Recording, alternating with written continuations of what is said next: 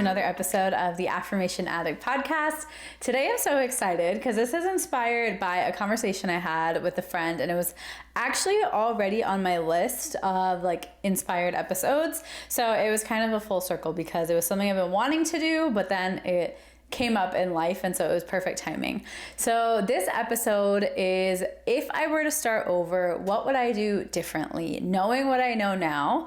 And I want to be very realistic with this because I understand what it's like to start the manifestation journey. I understand the exhilaration and the excitement and the thrill that comes with the idea of manifestation, and especially how it's portrayed, even how I portray it, just the way it comes across. It is a very whimsical, magical, exciting, and dreamy concept, which is why I think so many of us love it. However, with that dreaminess, I think comes a little bit of unexpected frustration throughout the entire journey. And I'm sure I'm not the only one who's felt like this. I'm sure I'm not the only one who's felt overwhelmed in the process, or feel like it's not working, or wondering what I'm doing wrong, or doubting whether it's even possible for me. So if any of those things have crossed your mind, this is a really good episode for you, even if you're not a quote unquote beginner in manifestation. These are just some things that really help me eliminate and decrease those kind of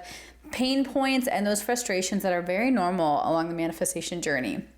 However, if you are a beginner, this episode is also going to be super helpful for you, because I hope that by me sharing this, you can not necessarily avoid the mistakes, but bypass some of the time it took me to learn these lessons. So two very distinct things. I know I cannot learn your lessons for you. I know you have to learn them on your own, and I fully respect that divine timing. However, hopefully me sharing a little bit of what I would do differently and some of my lessons will really, really help you move forward.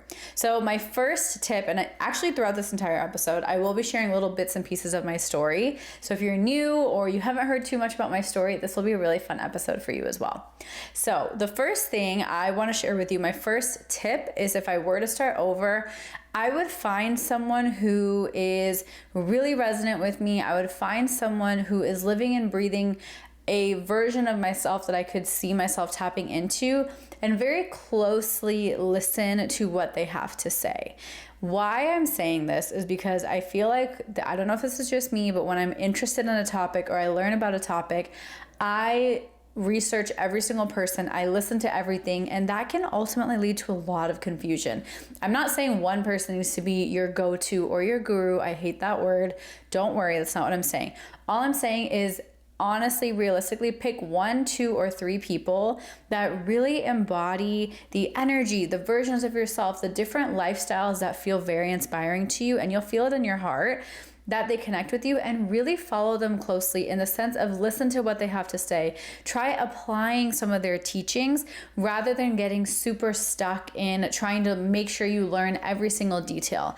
Because I know with the internet, we can all scour the internet. I know we can all get all of our questions answered, but still feel confused. And that's probably one of those helpless states you can be in. So to avoid all of that, I really invite you to find those few people. I picked 3, and where I'm going with this is I had 3 people who were so inspiring on my manifestation journey, and they actually weren't influencers, because when I started my journey, influencers were not a thing. Maybe these people were the influencers of spirituality back then, but social media wasn't a thing. I started my journey when I was just 12 years old. All credit to my mom for introducing it to me. So for me, it was authors and books. And so Louise Hay, she is kind of the pioneer of affirmations. So much of my inspiration comes from her work in affirmations. And because it was so streamlined, she was only focused on affirmations. It really helped me understand my relationship with affirmations, and so many things manifested from that.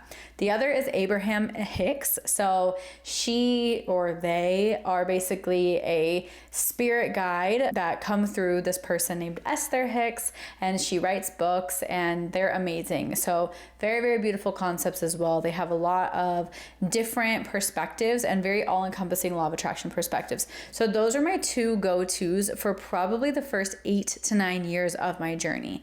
Then social media started becoming a thing and I started following different influencers, but I noticed a big gap, which is actually why I showed up on social media through the support of Tom, because I felt like there was a really big gap in accessibility and approachability in the manifestation and law of attraction space. It felt very intangible. So my goal was to make all of these teachings, which I did not create, I learned from people like Esther Hicks and Louise Hay and all of these different spiritual leaders. I was able to learn and see those results, but I wanted to share that forward in a way that felt a little bit more relatable. So that is my biggest invitation to you is if it's people who are very established in the spiritual space, great. If it's influencers, great. Whoever you resonate with that you feel is honest and authentic and very resonant with you, try to not get into kind of analysis paralysis and try and find the best person. Just find people who hit home to you. They'll probably show up in your life in the most random ways and get very, very familiar with them. Just learn their teachings, understand their language, and listen to their stuff on repeat, because the more and more you hear those things, the more and more they'll be ingrained into your mind. It's super powerful stuff. So that's tip number 1, because I think if I started my journey on social media, I think I would have been very confused because there's so much information being thrown at you. There's so many different contradictory perspectives and approaches that by just picking 1, 2, or 3, it felt much more possible. It felt like I could see the patterns, I could see the overlaps and make my own sense of it. So that was very inspiring. And that's actually something I would continue doing. I actually did it that way. So that was one thing I would absolutely stick to. The second part I would do differently, and I still need to practice this, is stop over consuming and just start practicing. There is not that one statement, that one YouTube video you're going to watch, that one podcast you're going to hear. There's not that one thing that's going to just absolutely flip your world and make all of your dreams come true. That is going to come from practice. That is going to come from you embodying it. Maybe there's that one thing, that one statement that will like kind of flip a switch and make you want to practice. That is possible, but no one and nothing can do the work for you. And that is something I tried bypassing for such a long time. I tried shortcutting the work. I tried finding quick ways out. I tried skipping it and doing it cerebrally and not living it. And the one thing I would tell you is don't waste so much time trying to learn. And it kind of goes hand in hand with the first tip. Don't spend so much time trying to learn. Spend more time trying to embody and practice and apply, even if you're doing it wrong, because we wait until we feel like we're so confident in the process. We feel like we know it perfectly.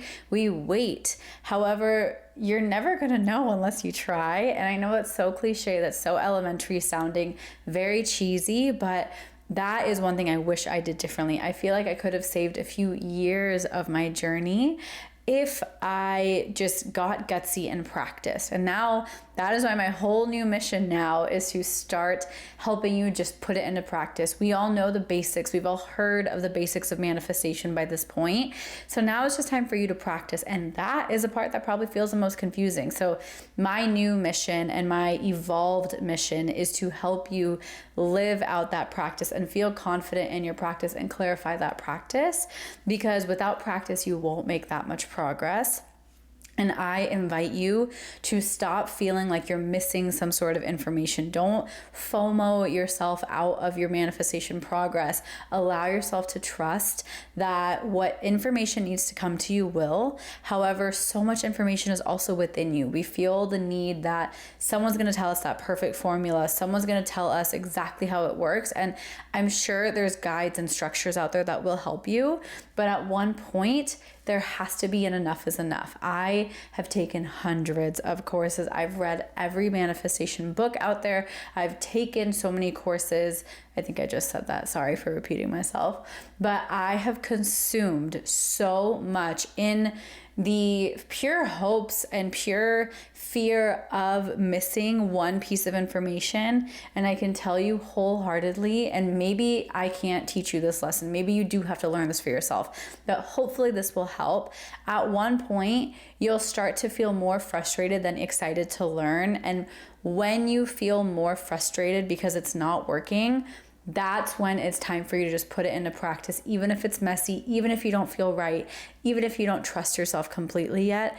That's your indicator that you just have to start. Because I spent so much time thinking I was missing something, and that one thing would manifest if I just learned a new piece of information. But ultimately, it's because I wasn't embodying and I wasn't practicing everything I've been taught. So instead of consuming new information, maybe repeat old information that really struck home for you and try that route instead.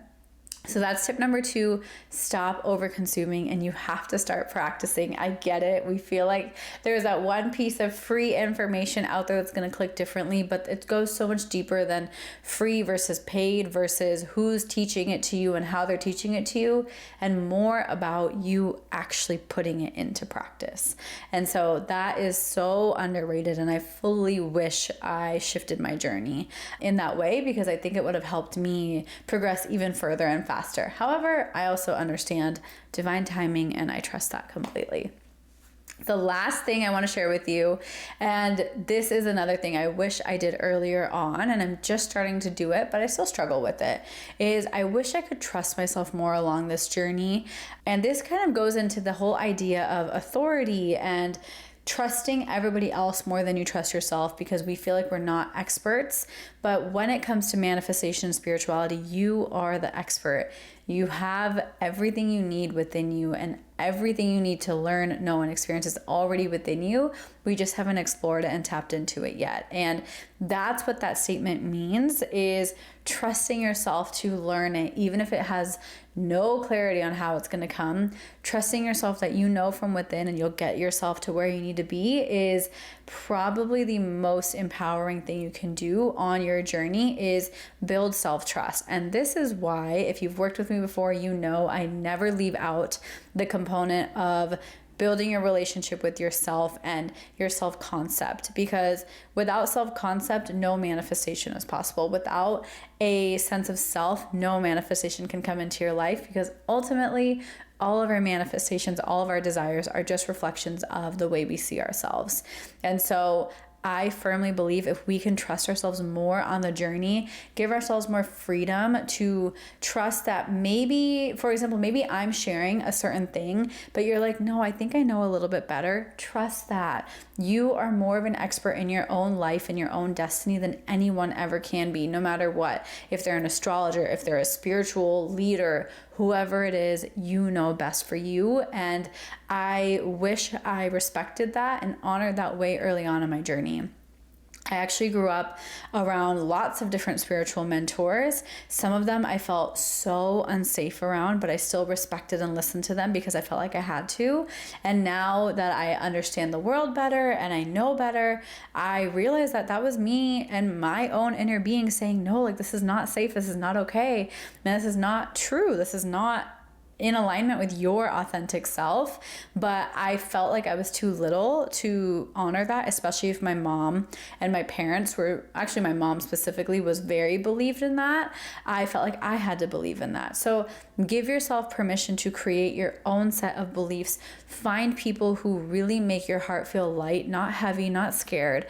Feel very seen and heard, and like you're safe on the journey. That is someone you want to learn from. If they make you feel unsafe, it might not be the best fit for you. And not saying they're a bad person, it just might not be the right fit for you. So give yourself permission to trust yourself more than anyone on the journey, more than any expert, more than any authority. You are your own authority. And I wish I knew that earlier in life. So many things would shift or might have gone a little quicker. But once again, I don't regret anything. Just from a reflective state and from the sake of this podcast and what I would do differently, that is a huge thing I would do differently. Because I think in the manifestation world, we don't trust ourselves to give creative freedom.